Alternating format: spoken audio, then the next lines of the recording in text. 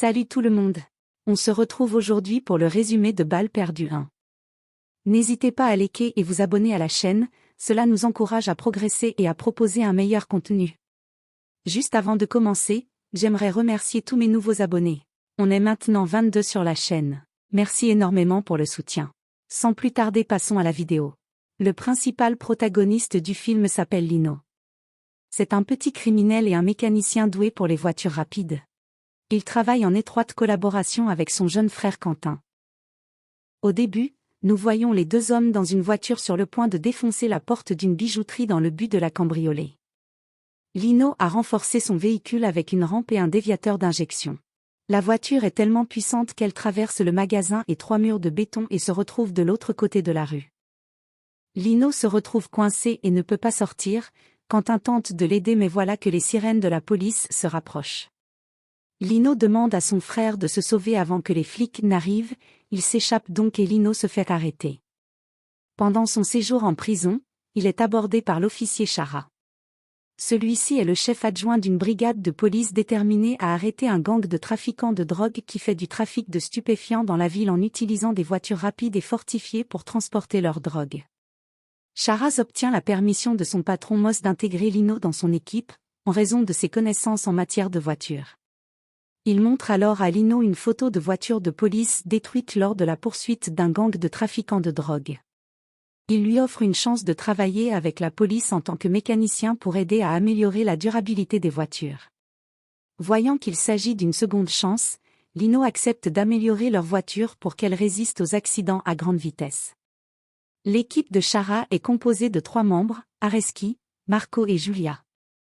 Lorsque Lino réalise les modifications, Chara et son équipe parviennent à se débarrasser de certains trafiquants et à saisir une quantité considérable de drogue, mais Chara n'est toujours pas satisfait, mécontent de n'avoir attrapé que quelques petits trafiquants. Son objectif étant d'attraper le boss et couper l'approvisionnement depuis le plus haut niveau. Sur l'un des lieux de l'accident, il récupère une injection d'air dans la voiture d'un des trafiquants. Il se souvient alors qu'il a trouvé un appareil très similaire dans la voiture de Lino lorsqu'il a été pris en train de cambrioler la bijouterie. Lorsqu'il interroge ce dernier, il lui dit que c'est sûrement son frère Quentin qui vend l'appareil aux trafiquants de drogue. Étant devenu ami depuis qu'il l'a libéré de prison, Lino accepte de l'aider à retrouver son frère et à découvrir pour qui il travaille. Chara promet à Lino que Quentin n'aura pas d'ennui, car il veut seulement arrêter le patron des trafiquants de drogue. Chara et Lino partent à la recherche de Quentin et l'interrogent pour découvrir à qui il a vendu le déviateur d'injection. Lorsque Quentin aperçoit Lino, il est heureux de le voir sortir de prison, mais il lui dit discrètement de partir rapidement avant que son employeur n'arrive. L'équipe découvre que Quentin travaille pour les trafiquants de drogue, et ils essaient de le mettre dans la voiture de Chara afin de l'emmener au poste pour l'interroger, mais pendant qu'ils y sont, les trafiquants de drogue se montrent et essaient d'effrayer Chara et Lino avec des armes à feu. Alors qu'une bagarre se déclenche, Chara et Lino prennent le dessus et neutralisent les trafiquants de drogue. En même temps, Areski et Marco arrivent et Chara leur demande d'arrêter les trafiquants. Alors que lui et Lino embarquent Quentin, et au moment où ils entrent dans la voiture pour l'emmener au poste de police, l'un des flics, Areski, tire sur Chara à bout portant. Cela révèle que les 2 autres flics, Areski et Marco sont des flics corrompus.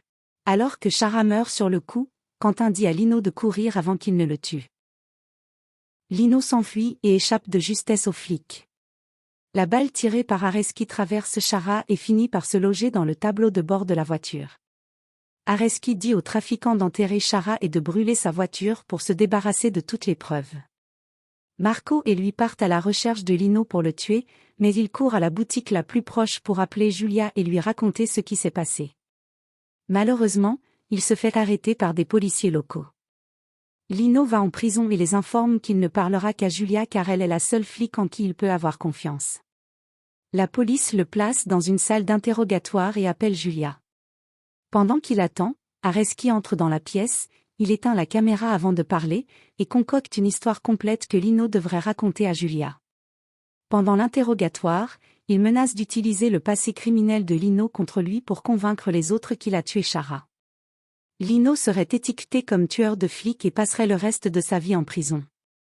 Désespéré, Lino sait qu'il doit essayer de s'échapper, il parvient à enlever ses menottes en utilisant des barres de fer sous sa chaise, et parvient ensuite à combattre 10 policiers et à s'échapper par la porte arrière.